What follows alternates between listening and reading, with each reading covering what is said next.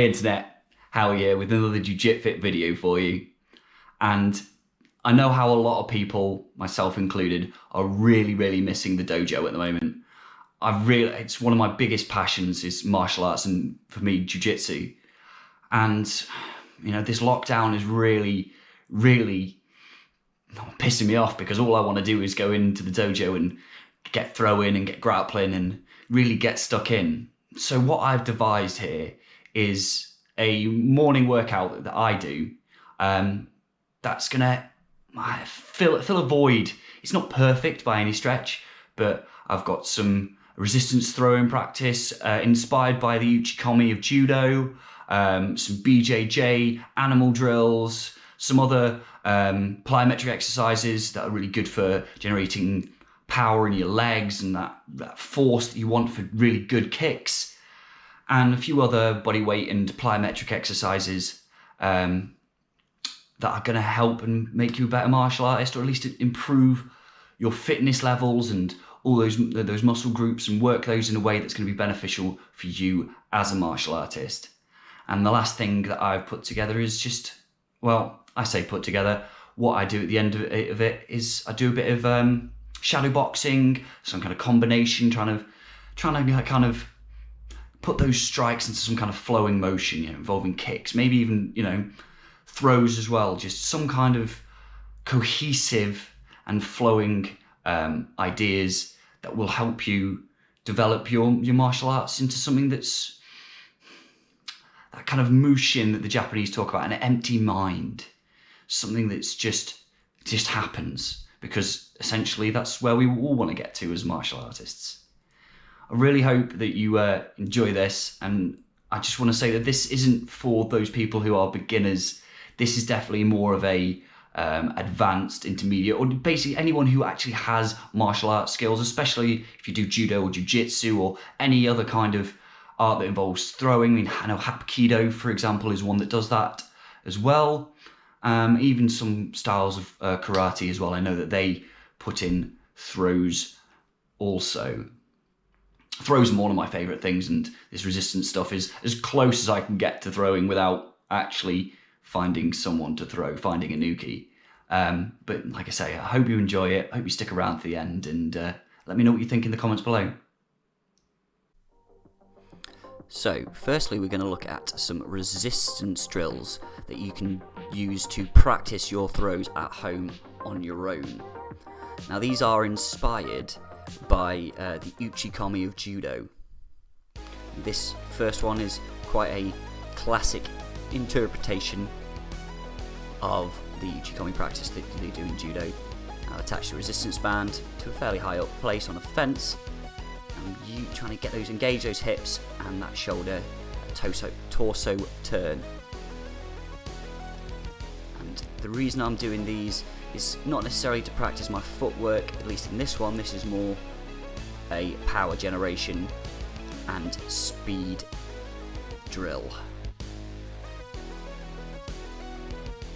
I'm just a bit bored of not being able to do some jiu-jitsu, so I thought I'd give these a go. I've got some interesting takes on this Uchi Komi practice, and I know that my form at this point isn't necessarily perfect, but it's just to get me back into the swing of things. Feel free to try all of these at home yourself, if of course you do judo or jiu-jitsu. This might be beneficial, otherwise this is not necessarily for you.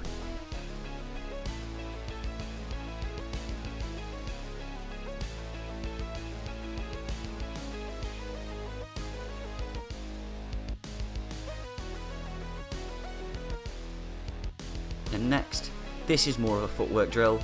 This is stepping in and out, moving left and right side, working those hips, trying to alternate between each side.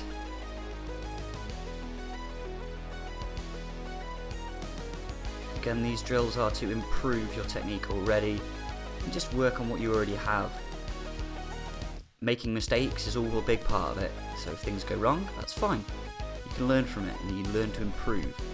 Here I've just got a couple of sets of shoes, and I'm using that as a guide for where the Ukis feat would be.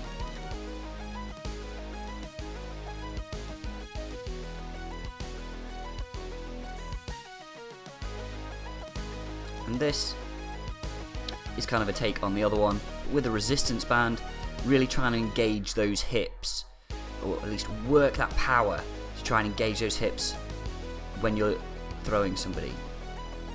You need to drive those hips back. Working that footwork as well. And again, this is a less about technique, more about resisting the resistance and generating power. Now here I've added a second resistance band to work in that shoulder action. Engage the hips, drop the shoulder. And I really quite like this. It's not perfect, it's not simulation, but it's close. If you watch for long enough, if I work that hard, I snap the band. So I'd recommend, if you try this, that you find something that's less abrasive. That's why I've got the t-shirt on there, but it still ended up snapping. Not sure quite where it is. You'll see it.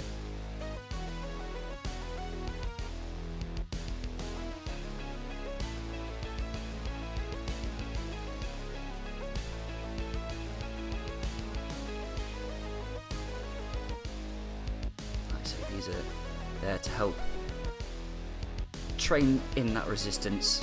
And obviously you can do different kinds of throws. This is like a Ashiguruma Haragoshi kind of style throw. Again, it's not perfect, I've got no one to throw. It's just something that feels about right. Really good way to increase that speed and power against resistance. Now we're going to look at some plyometrics and some resistance bands exercises for generating power in your kicks. And the first one here, this is a resistance band lunge. So obviously you've got to resist and pull that band. And obviously the further away you go, the more that's going to pull you back, the more you have to resist and drive down to resist against it.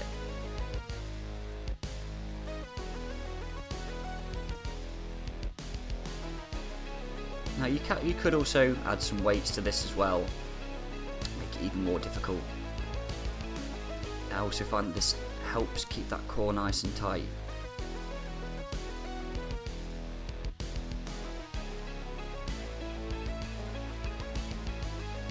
And next, it's essentially a jump squat with a band. Again, you've got to resist jumping forwards. Sorry, I should say, you have that resistance jumping forwards. You've got to drive through that. This is going to help generate power. And jump as high as you like. Try and force your way through that resistance.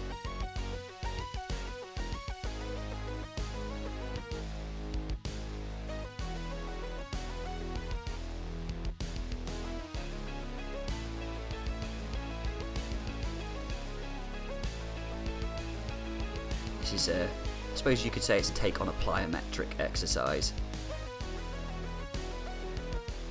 which the next couple of exercises will be exactly plyometrics. First one here, we've got jump lunges, so switching from one leg to the other, trying to keep that core nice and stable, keep that alignment as best as we can between the toes, knees and hips, and jumping up, swapping legs. Really dynamic movement, it's going to help generate that power in those legs, as well as some core stability. As you can see, there's occasionally a bit of a wobble on, but again, it's a fantastic exercise to help generate that power.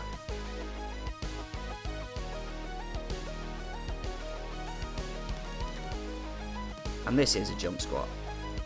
It's literally squatting down and jumping and pushing our body off the ground. As you can see here, trying to keep that back nice and straight and pushing ourselves up off the ground. Now you can, as you'll soon see, wrap a band just above the knee. This is going to help work the abductors and adductors as well. And try and get an even more burn on those glutes and legs, which is going to be beneficial for that power generation when it comes to kicking.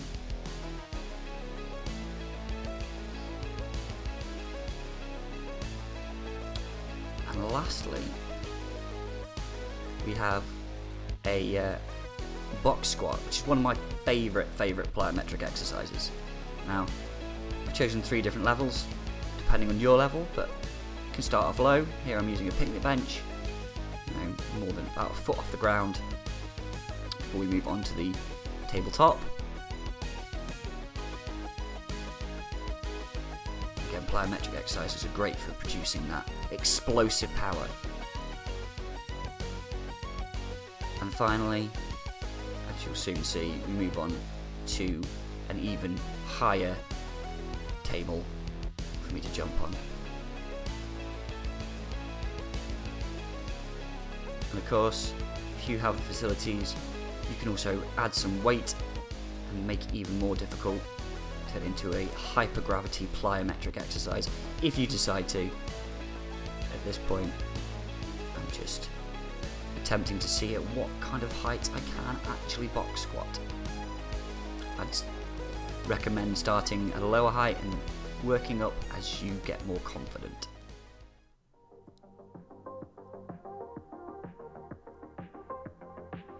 So now we have some animal drills, bodyweight animal drills, which are taken from the BJJ school of thought, if you like. And here we have it, the chicken walk.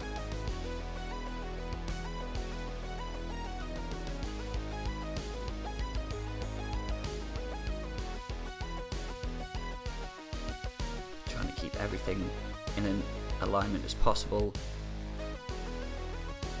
Lowering those knees towards the ground, although trying to not let them touch. Keeping our core nice and straight.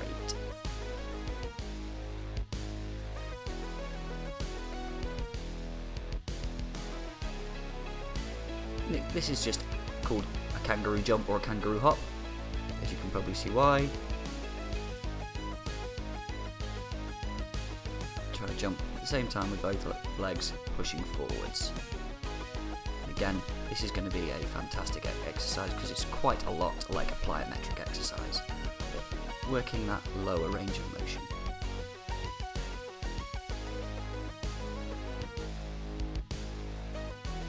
Next, we have the alligator walk, maybe sometimes called the crocodile walk. As you can see, it's meant to be very similar to that of how an alligator or a crocodile moves. It's kind of like doing a press up, but obviously hands are in a different position. We're going to get a bit of oblique tensioning and tightening there with the way that that knee moves up to the elbow. Trying to keep ourselves as low to the ground as possible. And next we have crab walk with a transition. And I really like this exercise. Again, it works most of the body and it's learning to transition from one side to the other by using opposing appendages to turn.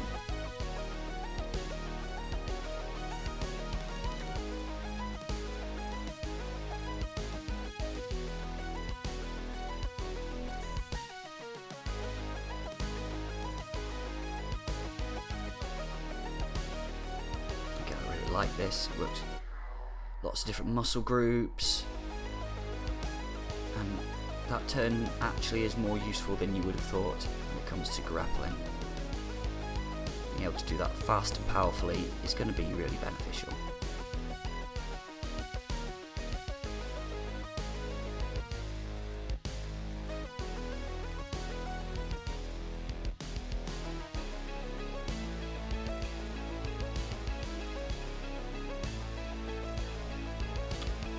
As this channel grows, I might even venture into doing some more of these animal drills for people to attempt and try. These are great because they're body weight, so all you need is a bit of space to do them. And they really, really do help, I found. Especially this crab walk.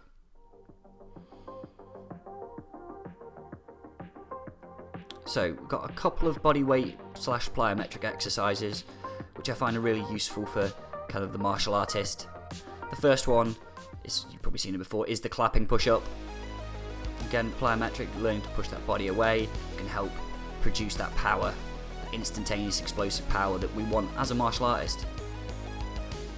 We really want to be able to drive all our energy forwards with a punch or a kick or even a throw. And being able to generate power instantaneously is going to be so helpful for this, whatever your martial art.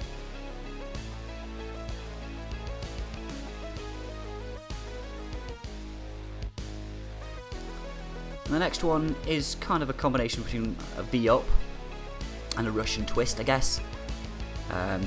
So we're aiming to twist as we crunch that body together, bringing those feet and legs more towards the torso, but twisting the body as well to engage those obliques. If you watch my other video about striking power, you'll know that obliques are an incredibly important muscle for that dynamic kinetic chain when it comes to punching. This is also a really nice hard alternative to the crunch. I prefer anything that works the obliques because of that kinetic chain development that we've been talking about.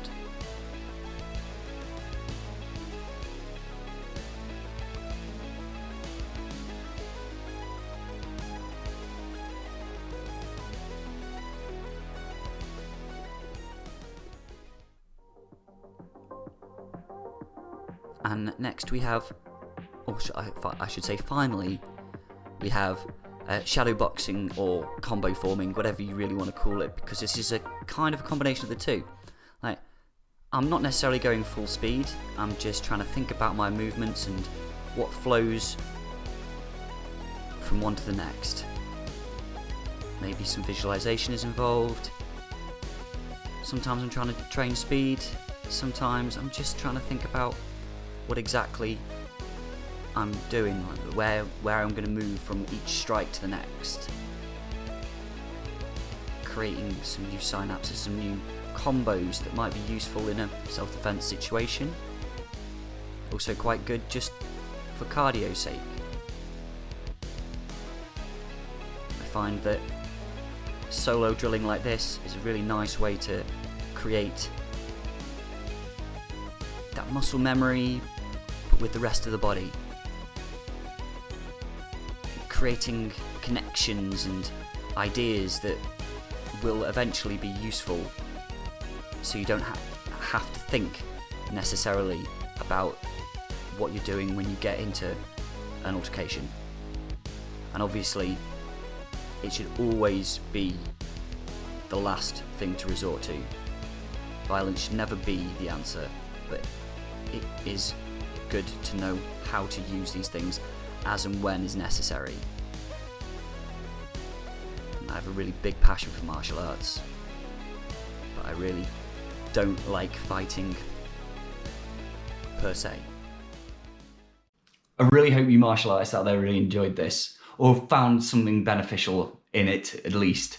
This isn't necessarily a workout per se, it's just the exercises that I put together in the morning to fill that void of not being able to go to the dojo and train. I know it's not perfect, and I know that it's not ideal, but you know, needs must. What is it they say? Necessity is the mother of all invention, and I feel that that is what this video is. Please, if you like this video, leave a like. If you didn't, leave a dislike, and leave me a comment below and tell me why you didn't like it or why you did like it. I'm really open to suggestions and criticism, and I just want to get better at this for everybody and myself. This video is really a bit of a love child for me, being a massive martial artist, and it's I know that this is going to probably not get as many views as some of my other videos will. I'm kind of cutting down my audience a little bit, or as I like to think, I'm fine tuning it. I know the fitness stuff is great for everybody, but for me and for some of my other jujitsukas that I train with, this is definitely something that's going to be beneficial for you. So please please subscribe, and thank you, and stay safe, stay strong, and until next time.